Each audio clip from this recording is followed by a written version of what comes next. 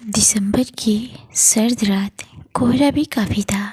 ऐसे में शुदा को रात 8:30 की ट्रेन पकड़नी थी वापस घर जाने को। यहाँ वो अपनी मम्मी पापा से मिलने आई थी और पति मोहन ऑफिस की व्यस्तता के चलते उसके साथ नहीं आए थे। खैर, इससे पहले भी वो अकेले सफ़र कर चुकी थी, मगर उस रात कुछ ज़्यादा ही कोहरा छाया था।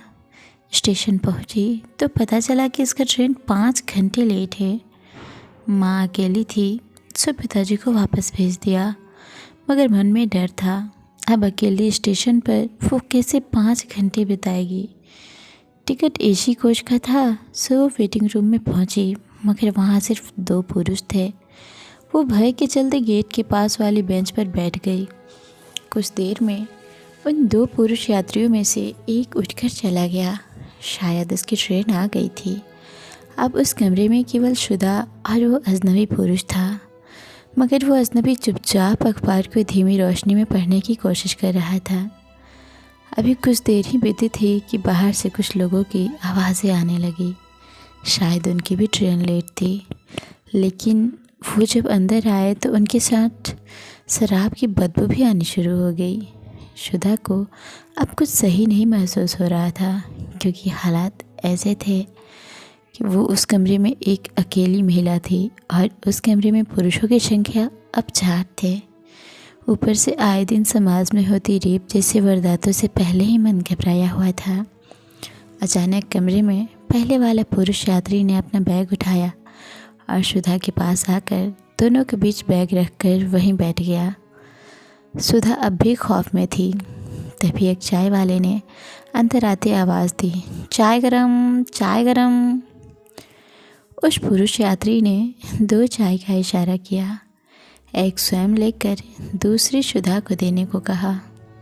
चाय वाले ने वैसे ही किया। इससे पहले शुदा चाय के पैसे दे दी, उस अजनबी ने चाय के पैसे दे दिए। समय बीता और ट्रेन की घोषणा हुई कि उस अजनबी की ट्रेन आ गई थी। पहले तो वो उठा, फिर बोला, अरे क्या बात है, चली ना दीदी, अपने ही ट्रेन की घोषणा हुई है। सुधा ने एकटक उसे देखा और फिर उन तीनों शराबियों को देखा, फिर चुपचाप उठी और वो भी बाहर चल दी। बाहर पहुंचकर उस अजनबी ने कहा, देखिए, मुझे नहीं पता ये आपकी ट्रेन है या नहीं बहन, पर मुझे उन शराबियों के बीच आपको अकेले बैठे छोड़ने का मन नहीं था, इसलिए। वैसे ये मेरी ट्रेन तो है, अगर आपकी भी है तो आप अपने कोच की तरफ चले जाइए। शुदा ने कहा, जी ये मेरी ट्रेन नहीं है, अभी कुछ वक्त लगेगा, आप जाइए। उस अजनबी ने एक बार की कुछ सोचा और फिर कहा, बहन आप घबराइए नहीं, मैं अगली ट्रेन पकड़ लूँगा, मगर ऐसी स्थिति में जैसे हर भाई को करना चाहिए मैं भी वहीं करूँगा। और उसने वो ट्रेन छोड़ दी। कुछ समय बाद शुदा की ट्रेन आई तो उस अजनबी ने शुदा को उसके कोच में बैठने में मदद की और बाहर खड़े होकर ट्रेन चलने का इंतज़ार करने लगा। जैसे जैसे ट्रेन चलने लगी वैसे वैसे वो अजनबी शुदा की नज़रों से दूर हो रहा था। शुदा ने दोनों हाथों को जोड़कर उस अजनबी को धन्यवाद दिया और उस अजनबी के लिए अपने भगवान से प्रार्थना करने लगी।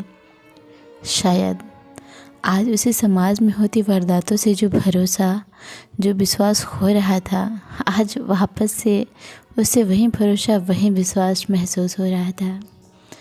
तो मेरे दोस्तों, सचमुच 5 उंगलियां बराबर नहीं होती।